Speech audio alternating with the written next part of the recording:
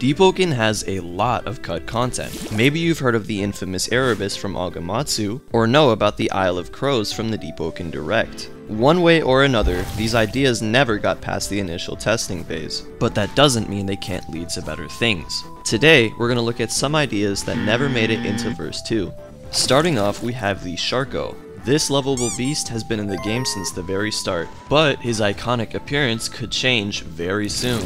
This concept art from Archmage shows a much more grotesque version of the Sharko, where its bones and ribs seem to be on full display. I might even say that this Sharko is an abomination, looking more like a Frankenstein type of monster instead of a wacky version of evolution. Next up we have the Salamander. This was supposedly an early version of the Thresher, but it was made way back before any of the other mobs. Just taking one good look at it can make you feel like it's not even from Deepwoken. But at the time, it was nearly completely finished and only had to be animated. But maybe one day we can see this mob make a comeback. Next, let's move to some cut Layer 2 content. Firstly, Layer 2 was meant to be a more large open world area that you could traverse using mounts, specifically pillbugs. Now even if this isn't currently in the game, I would love to see this come back.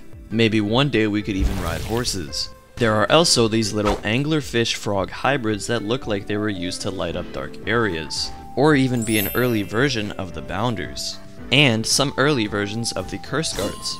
One that looks like it's stuck in a UFO, and the other one that looks like a chicken. But more interestingly, we have what looks like a mini-boss that could have replaced the Bonekeeper, a tall and sleek monster that has as many eyes as a carbuncle, with some kind of puppet on its hand. Its feet are unseen, but it's probably presumed that it would have popped out of the ground to try and scare you. This monster looks like it could be very unique and interesting.